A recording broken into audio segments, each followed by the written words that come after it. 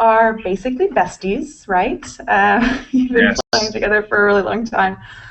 So you played in bands together before, Elton 11, and like, how does that compare to what you're doing now, and what memories from those days are like the most vibrant?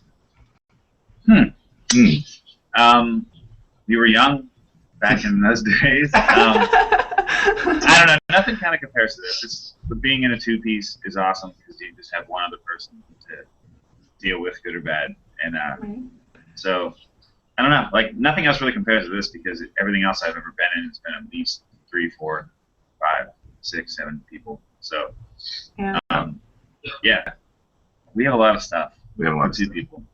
I know, like, when looking through pictures and stuff, it's just instruments everywhere of all kinds. It looks like a lot of fun. It is. To play. Not carrying it around. Not to set up, Yeah. Or to have like, to here we load go again. Yeah, exactly.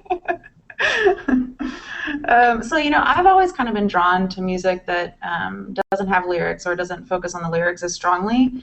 I don't know why. It's just something that I'm kind of just pulled towards. Do you have, like, I know you guys didn't really start out wanting to not be a band that has lyrics, but then since whether you don't sing, you just don't have lyrics. But do you have, like, an opinion on how music without lyrics affects people versus how music with lyrics affects people? Well, I can only answer that question based on what people tell us. And one of the most common compliments that we get when we meet people who are fans is that they listen to us when they're studying or when they're working, like a lot of graphic designers, people like that. They love that there aren't lyrics there to distract them. And then it's so hard to. We've always wondered, how big would we be? How would things be different if we had a singer? We don't know. We could be totally smaller and totally failing, or we could be way huger. We don't know. It seems we have a lot of fans in other countries. We get a lot of emails from other countries. We've always wondered if that's because there aren't lyrics. There aren't, English lyrics that they wouldn't understand. Immediately transferable to any culture, right? Yeah. Yeah, that's an interesting point. Very cool. So you guys have 5 albums under your belts, and I'm sure you're already working on your next project. But how do you know when you have an album done? Like, how many songs do you write that end up on an album versus, stuff that's saved for future releases, or that you just kind of have as a fun side project? That's a very agonizing thing that we deal with. Yeah. Because our cutting room floor, so to speak, is just littered with ideas that just didn't make the cut. We're pretty ruthless with our own material and just cutting. We have so many ideas. But I don't know, there's no formula to it. I think it's just really, is the material good enough? Does it actually move us? And there's also, but by the same token, there's also, okay, it's been this long, we've been working on it for this long, we have to stop at some point. Because we will tweak forever. Yeah. We will just never stop working on a record if we don't give ourselves like a due date. And we always pass the due date. We was, okay, by the end of March or whatever, that's it, we're going to stop, we're not going to work on it anymore. And then we'll just, like, mid-April. All right, and then April 30th, and our manager's like, well, you guys, okay, all right, just Cinco de Mayo, it'll be there. It's funny, and when we think we're close, we'll book a date for mastering or something. So we're like, all right, we have to be done by this day, and we'll stay up all night messing with it still, mixing. And and then we always, I don't know, I still like Transitions, for example. Our latest record is my favorite. And I think I'm proud of it. I think it's great, but I still listen to them like, oh, should have done that differently. Should have done that. I'm not happy with the mastering. I would really like to redo that record right now. I mean, I wouldn't want to go through the entire process, but there's things about it that totally bug me. Every record we have, there's things about it that really irritate me. So a little bit of a perfectionist. At some point, you just have to let go. Yeah, I guess so. But then again, maybe not, because we're willing to just stop at some point and just put it out there. Right. Yeah. If we were perfectionists, we'd be doing a Chinese democracy record every 8 years or however long. How long did it take for that? I don't know. Long. Awesome. So your cover art for Transitions is really cool. It's kind of abstract, touch of surreal. So when I look at it, I kind of wonder, like, what emotions were you expecting people to feel from that, or what were you trying to convey, and how involved were you with the cover itself? Was it a quick decision, or was it as lengthy as picking out a song? Well, the original idea for it was a quick decision. I knew I wanted something that looked like a sun or a moon coming out of water. And the water part of it was because we live in California by the ocean. And the sun part, like the symbolism of that, coming up and going down, is pretty obvious. But the guys we work with, who do the art for us, they have a company called YES, and they're amazing. And I knew if I just kind of handed them the general idea of what I wanted, they would run with it, and it would be really good. Well, anyway, we think it's really good. We might want to change this, change that, but we're very much on the same page now. So we're really lucky. Nice. And I think it looks great, especially on vinyl. When you open it up and it's much bigger and it's on really good materials. So you should buy the vinyl on ultimate11.com. Everybody should buy it. Yeah. That's awesome. So what do you want to get most out of being musicians that tour and release records and go all over the world? You know, some people want fame or specific messages shared, or they want to empower people, or, you know, what do you guys want? I don't know. I mean, like, I suppose there's somewhat of a demand to hear us play, so I like traveling and playing music. So the two can come together. It's awesome. So as long as people keep coming out, I think we'll still keep coming around, no matter where it is. We're actually going to Europe for the first time as L1011 this year, so that'll be awesome. Yeah. I don't look for fame. I just enjoy doing it. Yeah, I think fame would be really annoying. I'm serious. Yeah. If you're one of those people that have, like, everybody recognizes you everywhere you go, that would be so annoying. And if people want to take pictures with you, like, people obviously recognize us, you know, when we're at our show, or once in a blue moon, you know, like I'll get recognized at Whole Foods or something. But it's one person, you know, it's not a big deal. But if it was any bigger than that, God, I think that would be so annoying. You have to cover your face when you walk through. Yeah, you know, we should have done the Daft Punk thing and worn helmets since the very beginning, but it's too late now, I guess. Oh my goodness. Okay, so this was a fun one. So you've been touring around for years, right? You guys have been on tour for like 10 years or something. And so you have that opportunity to go see people in their home environment and kind of see how they celebrate, how they come together, what their culture is like. And so you get a little piece of that as you pass through each city.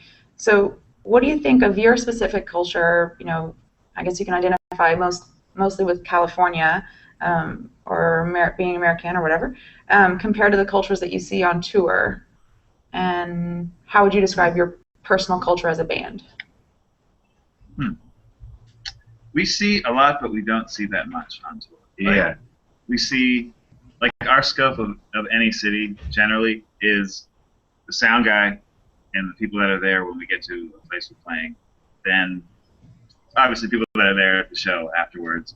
Then whoever's working at a hotel at 2 in the morning, 3 in the morning when we check in, and then the people we get breakfast the next day. That's it. That's like our scope of any city on most times through. Right. But you get to see how they celebrate, right? You get to see how they experience music and what the emotions come out of them from that. And that's kind of what I'm kind of honing in on, is like, do you see differences in the cultures that way? If that makes sense. For sure. Yeah. Like especially, I mean, being in LA, there's a whole lot of people just kind of standing there staring, like, at shows generally with their arms folded. So you can just tell when there's places that appreciate music more than others, you know. Yeah, and strangely, what he just described is how it is in Canada too. Like, we just cannot. It feels to us like we cannot wow people in Canada. Like, we'll play our asses off, and they'll just kind of do a golf. We call it a golf clap, like. Like, woo! Because, you know, when you're watching a golf tournament on TV, it's like clap, clap, clap, clap, instead of Yeah. So, like, last night, it was exactly opposite, and we're in Grand Rapids right now. Last night, Grand Rapids, it was one of the loudest crowds we've ever played for. They were going nuts. It was great. It was really fun, and they just would not give up on making us. We don't do encores, but they would not let us leave without doing an encore. I mean, the PA music was back up, the lights were on, and they just kept chanting and chanting to just not give up, which is so nice. I mean, that we really appreciate that. So that's one end of the spectrum, and then you've got Canada on the other end of the spectrum, where it just we're up there playing. It seems like people are really bored and not into it. But then when we talk to them afterwards, and they're like, "Oh my God, that was the best show I've ever seen." So something. Yeah, so it gets back to your question of culturally. I don't know what it is. If it's cold up there, or they're more subdued because they don't want to be embarrassed, or I don't know. I don't know. I don't know why those things happen, but there is a difference. Yeah. What about when you guys go to shows? Are you the type that kind of dance around and have fun the whole time, or certainly you're not this awe-inspired side kind of guys, are you? Yeah. Depends on who it is and who I'm with, actually. Yeah. Oh, there was a period there where EDM was new, where it wasn't even called EDM yet. It was like electro or something. I'm thinking back to 2007 or 8, where sometimes I would just go to those kind of shows just by myself, sober. I wouldn't even have a drink, and I would go freaking nuts, jumping around and just sweaty. And because to me, it felt like that's what rock shows used to be like when I was a kid, but they're not really anymore. Like, they're kind of boring, I think. So, yeah, well, that's pretty much what Tim said. It just kind of depends. Like, normally now when I see a rock band, I'm just so bored. Come on, you guys, do something new. This is so boring. So are you into DJ culture then? Yeah. Yeah? Into what culture? DJ culture? Yeah, for sure. I went on tour with our tour manager Star Slinger, so I just kind of tagged along with those guys. It was awesome. Like to see it at his level. It's awesome. It's cool. That's nice. I respect DJs and producers. They're great. Oh yeah, absolutely. We have one on tour. I mean, the good ones, yeah. So I love it. I'm actually kind of jealous of I guys know. who roll into DJs? with laptops. Yeah, it's just so easy. Yeah. Like instead of like 10 drums and 5 cymbals. Exactly, and they fly in and fly out and have everything in a laptop or like a little suitcase. Carry on, they're good to go. I mean, it's not I'm not dissing them by saying it's easy. It's not easy to come up with music that's good, no matter what your instruments are. But their live setup is so easy. It's so simple. Yeah. Press spacebar. And people go, let the lights go crazy. All right, that's it. We're done. Give me my check. Oh man. That's awesome. So, okay, I want to ask you just really quickly, because I'm really huge into the whole DJ culture, and I used to go to Chicago like every year and just feel like I was in heaven listening to house music all night. So do you have like a top DJ that you listen to? Maybe not even top, but just like somebody that you're listening to lately? Yeah, well, I don't know if I describe it as DJs, but like one of our favorite artists right now is Slow Magic. Yeah. Like, I wouldn't really describe him as a DJ. I would describe him as an electronic artist. Slow Magic? Slow Magic. Oh, Slow Magic. Oh, okay. Yeah, he was on tour with us for a while, and we just crazy about it. Michna too. Michna's out with us right now. He's on Ghostly. Nice. Yeah, I don't have a top one. Like, I just get excited when I hear someone I like has something new out. Yeah, that's kind of how I do too. I don't have like a favorite band of all time, but I have a lot of bands I listen to a lot of times. You know. Yeah, but I always have forward to next. We're getting kicked out of this hotel right now, so we probably need to wrap it up. All right, that sounds good. All right, so I want to talk about Kickstarter. I love that you crowdfunded Transitions on Kickstarter. And so for anybody that doesn't know, you can start a project, people can fund it, and if you fund it, you typically get prizes from whoever's asking you to fund it. So you guys had some really cool stuff on there, like a private helicopter ride with Christian. So you know how to fly helicopters. That's he was going to figure that he has a flying helicopters for dummies. Yeah. That you'll be in safe hands. I figured if someone actually buys it, I'll figure out how to do it. You're like, just kidding. I'm gonna have remote control, and it'll be your iPhone, not you. In space, but we couldn't figure that one out. Yeah. Richard Branson wasn't helping. Well, yeah, I'm bummed that nobody funded the helicopter ride, because I think that would have been really cool. Yeah, it's a bummer. Yeah. Come on, you guys. I know. But you guys did raise like what 5 times more than what you were looking to raise, and so you have a huge community behind you. Clearly, you raised over $11,000. So that's amazing. That was, So you guys yeah, gonna do blown away. some more? Oh, go ahead. No, so we were blown away by that. It's amazing. Yeah, I'm sure that felt really great. Yeah. Do you guys have any more plans for Kickstarter? Are you going to do another album like that, or any other ideas for it? We just did actually, but we didn't. I missed that. Well, when our gear got stolen, our gear happened to get stolen just before our remix record was coming out. So we pushed the remix record forward and released it, I think, a week or 2 weeks earlier or something, and did a Kickstarter style campaign. But we didn't want to use Kickstarter because with Kickstarter you have to have a certain goal and you have to meet it, and then it takes a while to get the money, and they take a percentage of the money, and we needed the money right away to buy new gear to be able to still do the tour. So we just did it ourselves, and it was amazing. I mean, it was even better than the original Kickstarter. We made even more money. Not made money. I mean, we took that money and put it back into the buying gear. But our fans saved us. I mean, they literally saved the tour. If they didn't all contribute like that, we wouldn't be here talking to you right now. We wouldn't be on tour. So we have the most amazing fans ever. Absolutely. So any closing words to your fans out there? Thank you. Thank you.